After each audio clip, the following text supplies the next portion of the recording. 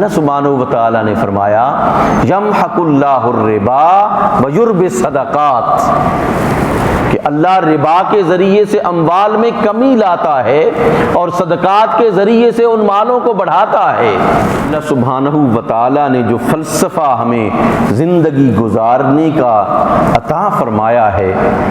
اس فلسفے سے ہم نے عملاً انحراف کیا ہے، عملاً دور ہو گئے ہیں۔ دیکھیں، اللہ کے راستے میں میں نے عرض کیا نا، خرچ کریں، اللہ خوش ہوتا ہے،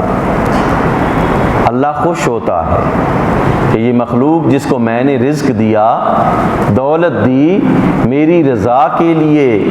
یہ خرچ کرتے ہیں، میرے بندوں پر خرچ کرتے ہیں، میری مخلوق کو فیسیلیٹیٹ کرنے کے لیے اپنا مال خرچ کرتے ہیں، اللہ خوش ہوتا ہے۔ اور یاد رکھیے کہ اللہ کے راستے میں خرچ کرنے سے مال کم نہیں ہوتا، مال بڑھتا ہے، مال بڑھتا ہے۔ اللہ کے راستے میں خرچ کرنے سے مال بڑھتا ہے، اور یہ میں نہیں کہہ رہا، یہ قرآن کہتا ہے، یہ اللہ کا حکم ہے، یہ رسول خدا صلی اللہ علیہ وآلہ وسلم کا فرمان ہے کہ اللہ کے راستے میں خرچ کرنے سے مال بڑھتا ہے۔ اگر اس کے اپوزٹ جو نظام ہے، سود خوری کا نظام، یہ استحصال کا نظام ہے، یہ استحصال کا نظام ہے، اس سے مال کم ہوتا ہے۔ اور صدقات و زکوٰۃ دینے سے مال بڑھتا ہے۔ اللہ سبحانہ و تعالیٰ نے فرمایا یمحق اللہ الربا ویربی الصدقات، کہ اللہ ربا کے ذریعے سے اموال میں کمی لاتا ہے اور صدقات کے ذریعے سے ان مالوں کو بڑھاتا ہے۔ اللہ فرما رہا ہے، اللہ سبحانہ و تعالیٰ فرما رہا، پیارے نبی فرما رہے ہیں، وہ صادق اور امین کا لقب رکھنے والی ہے ہستی جو ہے وہ فرما رہی ہے کہ تم اگر سود لوگے تو مال کم ہوگا، اور اگر صدقات و خیرات اور زکوٰۃ دوگے تو تمہارا مال بڑھے گا۔ یہ فلسفہ ہمیں سمجھنے کی کوشش کرنی چاہیے۔ ہم مغربی معاشی نظام سے متاثر ہو کر اپنے اس خوبصورت نظام کو چھوڑ دیں، کہاں کی عقل مندی ہے؟ میں بائی برتھ مسلمان ہوں، اللہ نے مجھے زندگی گزارنے کے اصول اور ضابطے عطا کیے ہیں، اس میں میری معاشیات ہے، میری سیاسیات ہے، میری سماجیات ہے، ایک ایک چیز کو اللہ جل شانہ نے اپنے کلام مقدس میں کھول کھول کر بیان فرما دیا ہے۔ رسول اکرم صلی اللہ علیہ وآلہ وسلم نے زندگی کی ایک ایک گرہ کو اس طرح کھولا کہ سارے کا سارا جو ہے وہ دین واضح طور پر ہمارے سامنے آ چکا ہے۔ اور یہ کوئی ایسا دین نہیں ہے جو محض ایک تھیوری کے طور پر پیش کیا گیا ہے، یہ وہ دین ہے جس نے دنیا کے زیادہ سے زیادہ حصے پر 1000 سال تک جو ہے وہ حکمرانی کی ہے۔ یہ نہیں ہے کہ وہ ساون کی بارش کی طرح ادھر سے آیا اور ادھر چلا گیا، اور یہ بھی نہیں ہے کہ آج اگر ایک جو ہے وہ قانون دیا جاتا ہے،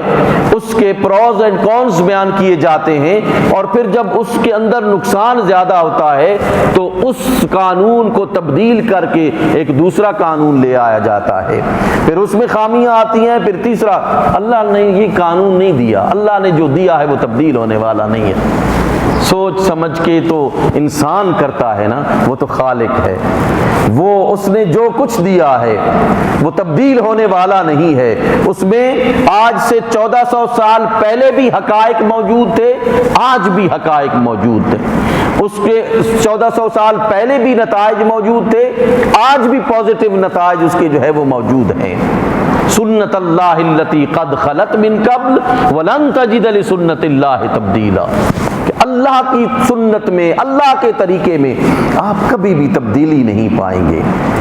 آج ایک قانون بنتا ہے، یہ جو مین میڈ قوانین ہے نا، یہ کبھی بھی پائیدار نہیں ہوتے۔ یہی لوگ جو ہیں آپ کے لیے قانون بناتے ہیں، پھر یہی لوگ آپ کے لیے توڑتے ہیں، اور پھر دوسرا آتا ہے، پھر تیسرا آتا ہے۔ اللہ کے قوانین ابدی قوانین ہیں، اس نے فطرت کو بنایا ہے، وہ فطرت کا خالق ہے، اس نے سب کچھ بنایا ہے، اس لیے اس سے کہیں پہ بھی بھول نہیں ہوئی ہے، وہ کہیں بھولا نہیں ہے، کوئی چوکا نہیں ہے، وہ اس نے ہمیشہ جو کچھ کیا ہے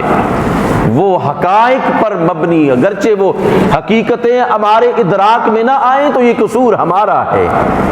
ہمارا ذہن اور ہمارا مینٹل لیول اس سطح پر نہیں پہنچا کہ اللہ کی حکمتوں کو ہم سمجھیں۔ اس لیے اللہ کے سامنے سرنڈر کرنا چاہیے، سب کو، پوری مخلوق خدا کو سرنڈر کرنا چاہیے، جتنی بھی انسان ہیں اس دنیا کے، اللہ کے قانون کے تابع ہونے چاہیے، اس لیے کہ انسانیت کی فلاح اسی میں ہے کہ اللہ کے قوانین پر عمل کیا جائے، اللہ کے احکام پر عمل کیا جائے۔ اس نے ہمیں جو احکام دیے ہیں ان احکام کی طرف جو ہے وہ ہمیں جانا چاہیے۔ ہم مال کو جمع کر کر کے رکھیں گے تو وہ مال کم ہوگا، اس سے پر سود لیں گے تو مال کم ہوگا، اس کے راستے میں خرچ کریں گے تو وہ مال بڑھے گا، اس کی زکوٰۃ دیں گے مال بڑھے گا، نفلی صدقات دیں گے مال بڑھے گا آپ کا۔ یہ اللہ کا حکم ہے، یہ رسول خدا صلی اللہ علیہ وآلہ وسلم کا ارشاد ہے، یہ کسی فلاسفر کی بات نہیں میں کر رہا ہوں، یہ کسی میں اسکالر کی بات نہیں کر رہا ہوں، اللہ کا حکم ہے یہ۔ اللہ نے ہمیں حکم ارشاد فرمایا کہ اس سے تمہارے مال جو ہیں وہ بڑھتے ہیں۔ یمحق اللہ الربا ویربی الصدقات، اللہ ربا کے ذریعے سے مال کو کم کرتا ہے اور زکوٰۃ اور صدقات کے ذریعے سے مالوں کو بڑھاتا ہے۔ آپ ذرا دیکھیں کہ وہ لوگ کتنے خوشحال ہیں جو اپنی زکوٰۃ پوری کی پوری جو ہے وہ اپنے اموال سے نکالتے ہیں، صدقات و خیرات کرتے ہیں، اللہ کے راستے میں نفلی صدقات کرتے ہیں، مالی صدقات کرتے ہیں، وہ خوشحال ہیں، اللہ نے انہیں سکون عطا کیا ہو۔ اس زندگی میں سب سے بڑی چیز وہ ہے جس کو سکون کہتے ہیں، آرام کہتے ہیں۔ یہ مینٹل سیٹسفیکشن جو ہے یہ تمام نعمتوں کی سب سے بڑی نعمت ہے۔ اگر آپ کے پاس کروڑوں اربوں روپے ہیں اور اس میں آپ کو مینٹل سیٹسفیکشن نہیں ہے، اطمینان قلب نہیں ہے، سکون نہیں ہے، تو وہ دولت کس بات کی ہے؟ اس کا کیا فائدہ ہے؟ دولت تو وہی ہے جو اللہ کے حکم کے مطابق اکٹھی کی جائے اور پھر اللہ کے حکم کے مطابق ہی اسے خرچ کیا جائے، اس کو پھیلایا جائے۔ اس لیے فرمایا خذ من اموالہم صدقۃ تطہرہم بہا وتزکیہم، اللہ کے پیارے نبی کو اللہ نے ارشاد فرمایا ان کے اموال سے زکوٰۃ لیجئے اور ان کے مالوں کو پاک کیجئے، تطہرہم بہا وتزکیہم، دو الفاظ، ان کو پاک کیجئے تو زکیہم کی کوئی گنجائش ہی، میل کی کوئی گنجائش ہی نہ رہے ان میں، خوبصورت طریقے سے ان کے اموال کو پاک کر دیجئے تاکہ یہ خوش و خرم زندگی، برکت والی، رحمت والی زندگی جو ہے وہ گزاریں۔